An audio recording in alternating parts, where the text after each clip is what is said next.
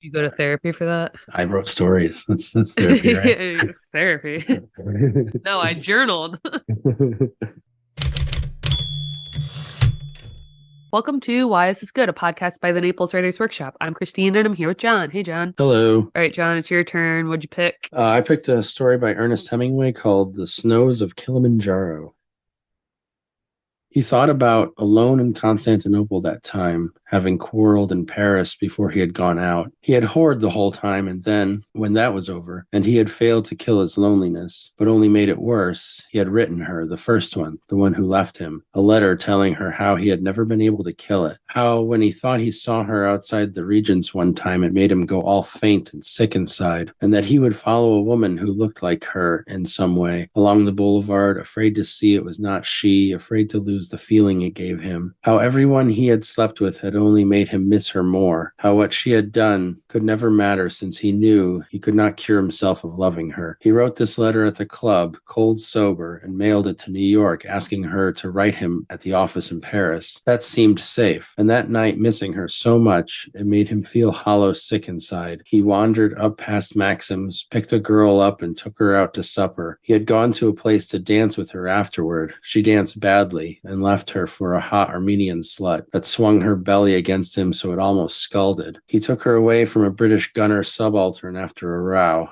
The gunner asked him outside, and they fought in the street on the cobbles in the dark. He'd hit him twice, hard on the side of the jaw, and when he didn't go down, he knew he was in for a fight. The gunner hit him in the body, then beside his eye. He swung with his left again and landed, and the gunner fell on him and grabbed his coat and tore the sleeve off, and he clubbed him twice behind the ear and then smashed him with his right as he pushed him away. When the gunner went down, his head hit first, and he ran with the girl because they heard the MPs coming. They got into a taxi and drove out to Rimini Hissa along the Bosphorus and around and back in the cool night and went to bed, and she felt as overripe as she looked, but smooth, rose petal, syrupy, smooth-bellied, big-breasted, and needed no pillow under her buttocks. And he left her before she was awake, looking blousy enough in the first daylight, and turned up at the Para Palace with a black eye, carrying his coat because one sleeve was missing. That same night he left for Anatolia, and he remembered, later on that trip, riding all day through fields of the poppies that they raised for opium, and how strange it made you feel, finally, and all the distances seemed wrong, to where they had made the attack with the newly arrived Constantine officers that did not know a goddamn thing, and the artillery had fired into the troops, and the British observer had cried like a child. That was the day he'd first seen dead men wearing white ballet skirts and upturned shoes with pompons on them. The Turks had come steadily and lumpily, and he had seen the skirted men running, and the officers shooting into them, and running them themselves, and he and the British observer had run too, until his lungs ached and his mouth was full of the taste of pennies, and they stopped behind some rocks, and there were the Turks coming as lumpily as ever. Later he had seen the things that he could never think of, and later still he had seen much worse. So when he got back to Paris that time, he could not talk about it or stand to have it mentioned. And there in the cafe as he passed was that American poet with a pile of saucers in front of him and a stupid look on his potato face, talking about the Dada movement with the Romanian who said his name was Tristan Tzara, who always wore a monocle and had a headache, and back at the apartment with his wife that now he loved again. The quarrel all over, the madness all over, glad to be home. The office sent his mail up to the flat. So then the letter in answer to the one he'd written came in on a platter one morning, and when he saw the handwriting, he went cold all over and tried to slip the letter underneath another. But his wife said, "Who is that letter from, dear?" And that was the end of the beginning of that. He remembered the good times with them all, and the quarrels. They always picked the finest places to have the quarrels. And why had they always quarreled when he was feeling best? He had never written any of that because at first he never wanted to hurt anyone, and then it seemed as though there was enough to write without it. But he had always thought that he would write it finally. There was so much to write. He had seen the world change, not just the events, although he had seen many of them and had watched the people, but he had seen the subtler change, and he could remember how the people were at different times. He had been in it, and he had watched it, and it was his duty to write of it, but now he never would.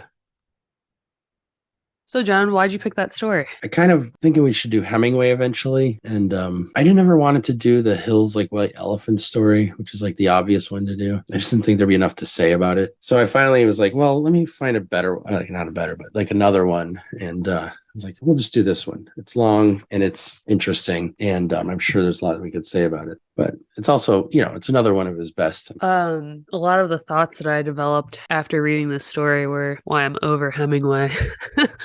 um, Well, there's problem. Yeah, he's problematic. Yeah. But the one thing that I realized I could say that was probably like jumping to my takeaway was this idea of like an unreliable narrator. A lot of times when we talk about that, I think we're talking about someone that is less than honest with the reader, or maybe like you're reading a story from the point of view of like the villain, right? And they're not revealing everything to you They're or like whatever lying it to is. you. Yeah, they're lying to you, or they lack self-awareness. And like Yeah. one of the things about a lot of Hemingway's stuff is that we're supposed to think he's like somehow a good guy because he's so self-aware. He's like, I'm a terrible human. It's like, oh, you poor man. But what makes him unreliable, at least in this story, or like what we're playing with in this story, and what I think we could like explore as a takeaway, is a situation where the narrator becomes unreliable because of like this medical episode, right? So we don't know at the end there, like when he is or isn't hallucinating. We have this like whole ending where we think that he's been rescued, and then we come to find out that he wasn't. We've definitely seen this in other works. I can't think of one that we've done on the podcast, but we've all come across this, right? Where maybe it's like a writer or a narrator who's on drugs, even. The idea of like hallucination is not new. I don't think this is an unreliable narrator. I think the point of view character isn't necessarily experiencing reality in the way that it's actually happening. And then this is in third person. So we think of the narrator as a third person, like as somebody else who's talking about him, but who somehow, as a narrator, knows his interior thoughts and knows what he's thinking and seeing and experiencing and feeling. It's a complicated, because it's so close. When you get to that third person limited kind of internal point of view, the narrator, like the speaker of the words and the character who's being described become almost the same. It gets so close together that you kind of lose track of who's who. And so, because they're so close, the unreliability of the character's experience, because they don't know what the woman is thinking, and they think they're on an airplane at some point when they're really not. It's unreliable in that way because it is his experience, not necessarily. It's not like the narrator's like, let me tell you about Joe Smith, but I won't tell you this. Yeah. So maybe that's a bad way to describe it, but whatever this device is something that doesn't usually occur to me when I'm writing it. I don't usually think to myself, I'm going to like pull one over on the reader by like doing this thing where, and then he woke up from a dream. You know what I mean? Yeah. Because we always talk about that being kind of like disappointing. It's often used for cheap effect. Yes. It's usually just kind of like, well, why did I bother? But in a situation like this, where he's like delirious because he's facing death, which is a situation where even if we're not going to die of gangrene on a safari with our beautiful but horrible wife, then maybe we can like at least consider what it's going to be like to die slowly, be like in and out of this reality as like your body fails you and your mind follows, and then to think about what you might be fixated on in those moments, right? Not just the fact that you're dying, but in his case, all of the things you regret, sort of, and specifically in his case, what you wish you would have written about. I sincerely hope that's not what I'm thinking about when I'm dying. I'm fearful that some of this stuff I will have failed to write will come across my mind as I die too. And I can't help it. I will think of that. Yeah. So, I mean, this is okay. I don't want to like shit on Ernest Hemingway, but this is why I'm kind of over it. It's like, it's usually the same guy. It's usually the same character over and over and over. And it's very autobiographical. Yeah. It's Ernest in every story. Which is disappointing. I've always found it disappointing when writers write about themselves. And I know that that's advice that gets given to young writers is like, it's the way write what you know is interpreted is basically write about yourself. And to a certain extent, you have to.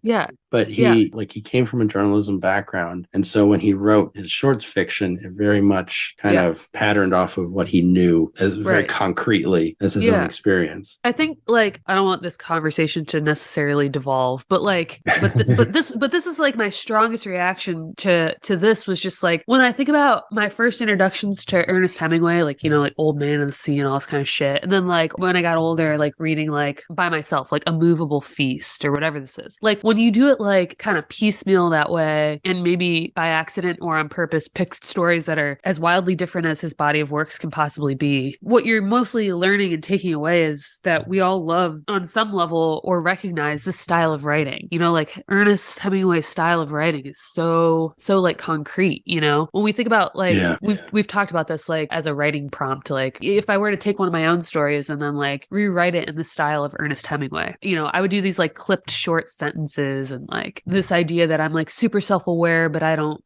put these things into practice. There'd be like these certain elements that you just would just instinctively copy. So when you read Ernest Hemingway, like I said, here and there over the course of your life, you're like, oh yeah, this guy again, this is good stuff. And then when you read it more and more, or when you pick up a short story like this and you think to yourself like, oh, Ernest Hemingway, he sometimes wrote short stories, like let's read this one, like this should be good. And then this was extremely disappointing for me because he basically takes the same character and puts him in a new setting, right? He's not like doing the running of the bulls or whatever story that was. And he's not on a boat catching a fish, you know. Instead, he's on an African safari. But he's the same fucking guy. And it's because Ernest Hemingway did all of these things in his real life, you know, right? Like whether through journalism or because he had money and he could like do these trips and things. You mentioned the Hemingway style. It reminded me of this book by David Lodge called Thinks, where somebody in the story is writing a fiction workshop, and his students are given the task of writing in the style of someone else. It's kind of like there's a cognitive science element and a fiction writing element.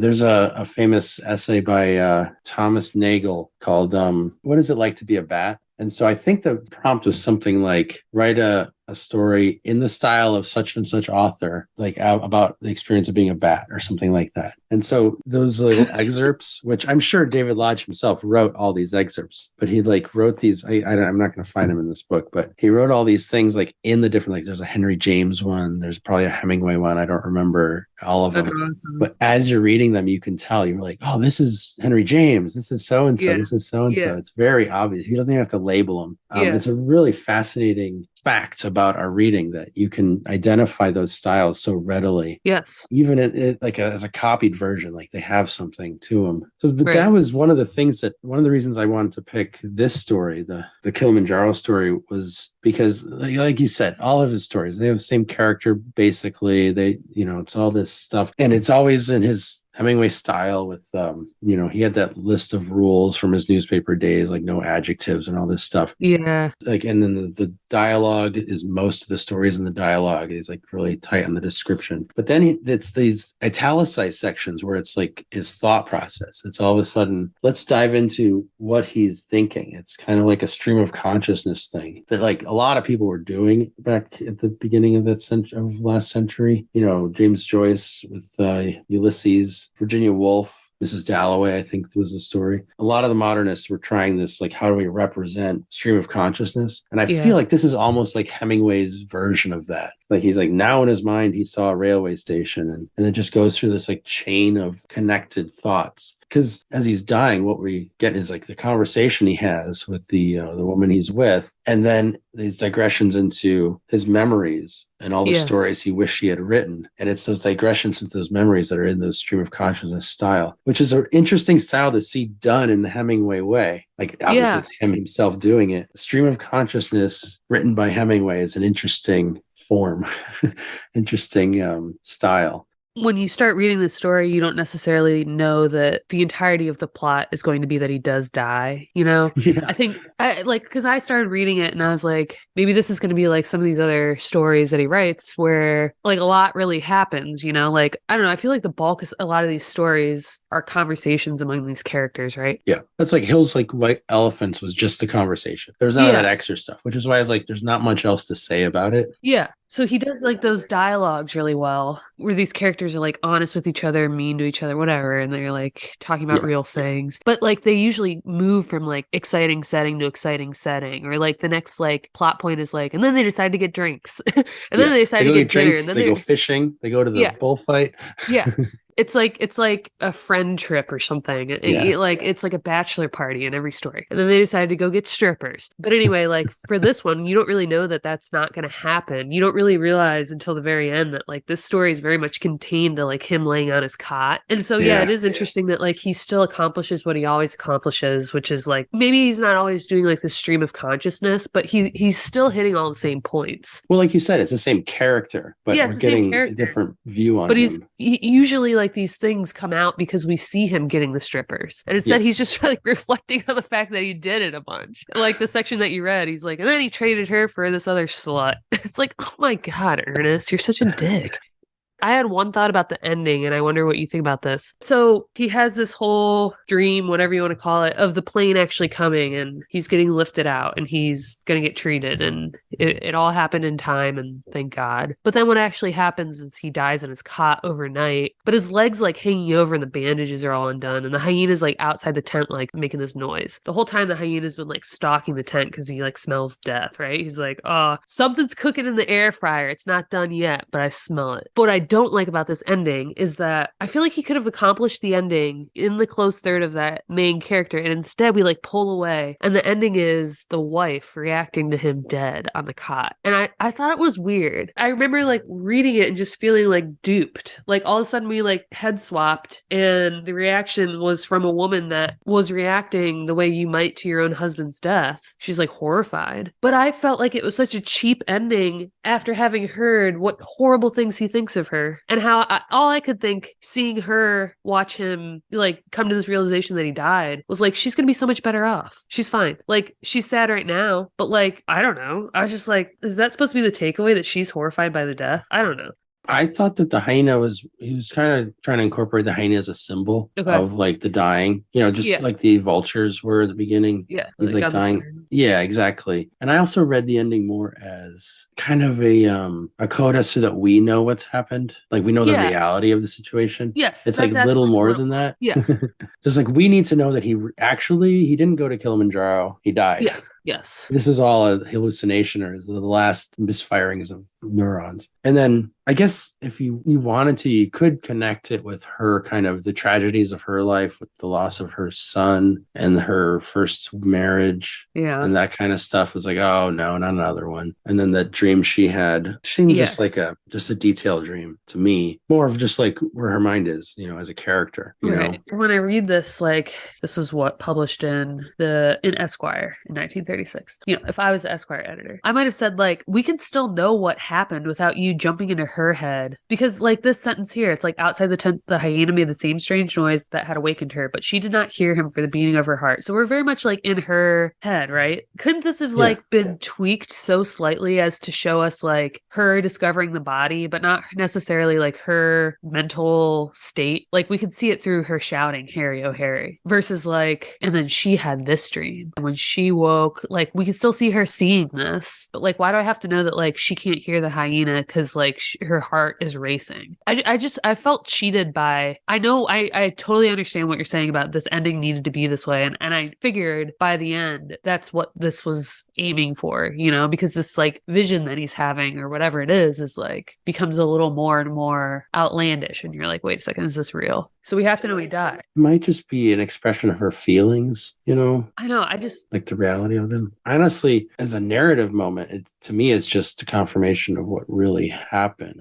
I don't know why I was so like upset by it, except that I think Hemingway is such a dick. It is odd that Hemingway himself, like there's that famous letter to F. Scott Fitzgerald where he said, you don't need that last line. Maybe it wasn't the letter. There was a famous letter about you need to write what's true. Anyway, Hemingway gave the advice of like cutting the last line of something that Fitzgerald had written. I think this is how the story goes. And the idea was that you leave that unsaid because the rest of the story already said it. You're trying to like summarize it. You don't need to. And this, to me, it's odd for Hemingway to add this coda because I feel like it should just be implicit in the rest of the story. Like he died on that cot. So maybe he's trying to do something more, but I don't know what it is. It's probably, if anything, to me, it's just saying something about her But I don't know what that would be, except for her emotional state, which seems to be what's being expressed here, because it starts in her dream. She's like unhappy with her father, and then Yeah. her daughter's, it's something about her daughter and her family. She's thinking about her previous family before Harry, and then she awakens to him being gone, and she's upset by it. That seems to be all it is. Which, again, it seems like an odd way for Hemingway, the guy who's always lauded as the iceberg guy, 10% Yeah. above the surface, to have that. But for whatever reason, he thought it was necessary for this one. Maybe the editors of Esquire were like, did he die? And he's like, I guess I got to add this shit in. So they know. When I was like writing up my little notes and we're talking about this exercise of like how could you write like Hemingway, I wrote like a line of dialogue. I wrote, "Oh darling, you rat." And isn't that like how they talk to each other throughout this? They're like, "Oh darling, you curmudgeon. Oh, you swine. Oh, how I love you." However, biting insult, It's funny. I think people really did talk this way because you get this kind of tone of conversation in Hemingway, you get it in Fitzgerald, you get it in like a lot of those writers around that time. But it just feels like augmented somehow. Yeah, because I don't know if this is accurate, but it seems like it's like high society gets away with talking to each Probably other. what it is. Yeah, it's like It's this an like affectation is what it is. yeah, it feels fake because these are people we wouldn't have associated with. There's definitely people all over the world at that point that were like actually calling each other horrific things and meant it. When you read the writers from the Harlem Renaissance, you don't read this kind of dialogue. Yeah, exactly. Oh, darling, you rat. I wanted to mention, thinking about Hemingway's style. Yeah. One of his famous rules was like no adjectives, no adverbs. And I think that we're given that rule sometimes as writers without reflection. But this is like on the second page, but after a bunch of dialogue, which, people talk the way they talk. So adjectives make sense in dialogue. But this is just one of the first paragraphs of narration. It says, "He lay then and was quiet for a while and looked across the heat shimmer of the plain to the edge of the bush. There were a few Tommies that showed minute and white against the yellow, and far off he saw a herd of zebra, white against the green of the bush. This was a pleasant camp under big trees against a hill, with good water, and close by a nearly dry water hole where sand grouse flighted in the mornings." There are adjectives in there, right? And I think instead of just using the blanket, no adjectives, no adverb kind of advice, it would be helpful to like actually dig into how he uses adjectives, like when they do show up and why. Not necessarily just a blanket prescription against them. You use them in very specific ways. Because he calls it a pleasant camp. This was a pleasant camp under big trees. Like, what would you write instead of pleasant camp without an adjective? Yeah. There's no encompassing noun that has that idea in it, Right. And when you mentioned the Hemingway like rules for writing based on journalism, I tried to look them up. I didn't see the one about like adjectives like right off the bat, but I know that is something that like is, obviously like lacking in his work. And maybe he's like sparing in the sense that he knows that maybe there's not a noun that would otherwise convey that. So he knows it's time to use an adjective. Whereas like in certain kinds of writing, you find people like describing everything. And we talk about how it's like almost like a red herring. It's like, why are you pointing out this detail? Why are you telling me now that this main character's coat is red with dots? Like, do I need to know that? Because it's like ingrained in my mind. And instead, right there, he's like, it's a pleasant looking camp. Maybe we're supposed to think like, aside from the gangrene, nothing's wrong. And he calls them a pleasant camp under big trees. Weak. Esquire at that point was like, listen, this guy, he doesn't like edits. It's a take it or leave it situation. Boys, what do we want to do? But it works. I mean, you don't need to fancy it up, right? You don't need to fancy it up. And you don't want to say under trees. So yeah. So I think people overreact to the advice, is my point. Sure. If you actually pay attention to what Hemingway does with his own rules of writing, and he was well known to be a continual reviser. Like he came upon that. It wasn't like he just left it there without thinking about it. He went back over it over and over and over and left big trees. So that was a decision. Yeah, exactly. Yeah. So don't I wouldn't suggest that anyone try to emulate this guy anyway, but if you are maybe not the personality. Yeah, careful with the adjectives advice. The Hemingway style kind of dominated the 20th century in so many ways. There's reactions against it, but there was also just this, you read almost anything from 20th century until today, you're going to get hints of Hemingway in it. Right.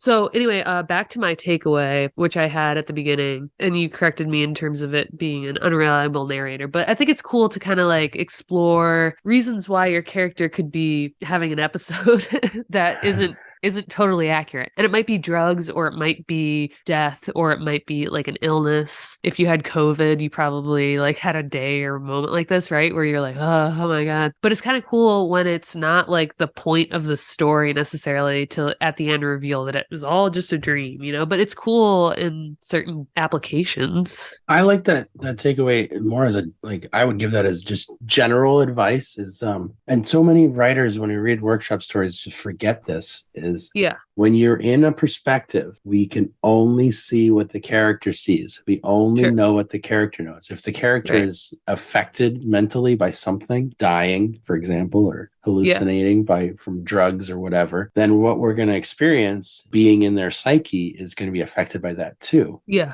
We can't step out of it as experiencers, as readers of the story. And, there's so many times in the writer, why they do it, because they so want to they want to clarify something, like he saw a 7-toed frog falling from a tree. It's like, hey, that's not real. He's just having a hallucination. It's like, no. We can figure it out. Yeah, right. We know. Yeah, we're if in you're his doing head. it well enough, yeah. Find some other way to do it. Don't tell us on the sly or give us information that another character is getting. Stick to the same one, because that's part of the journey of fiction. It's like experiencing the world through somebody else's eyes, through somebody else's capacities to experience things, as affected as they may be. Yeah, right. What's your takeaway, John? My takeaway is, I kind of suggested it earlier, but is basically, I feel like not enough writers read enough, or at least people in the workshops that we've been, like, you got to read. And if you get some rules from a book about how to write, read to see how they actually come out in actual stories. Like the Hemingway style that everyone tries to adopt, I'm sure people will get the rules without ever having read a word of Hemingway, especially like he was writing literally 100 years ago now. So you should read it. And see how it works in real life, and then maybe you can give yourself a pass for writing The Big Tree when you get through your manuscript. Well, I think it's a pretty strong. Well, but the other stuff about his with the stream of consciousness stuff, you don't usually think of Hemingway as being that kind of stream of consciousness writer, but he did do it. He did it in this story. So the more you can read, the more you can experience different ways of implementing different kinds of mental states that can be depicted. We did this one is the story of somebody dying in their hallucination. We also did the occurrence at Owl Creek Bridge, which was a hallucination as well. In the face of death. Exactly. In the moments of dying, like in between being alive and dying, what happened. But just reading so you can see the way in which other writers are doing those things, and it's not merely as a teaching thing, but it gives you ideas of stories to tell as well. Yeah, for sure. I don't think I've ever thought to myself, I'm going to write about a character and, facing death. Oh, I used to do that when I was in high school all the time. I don't know why. Well, thanks, guys. If you enjoyed this episode, consider joining our Patreon. Your support helps us keep the show running. Find out more at patreon.com/whyisthisgoodpodcast. And for industry news, writing tips, and great short fiction, join our Facebook group at facebook.com/groups/Naples Writers Workshop. You can also subscribe to our monthly newsletter at napleswritersworkshop.com.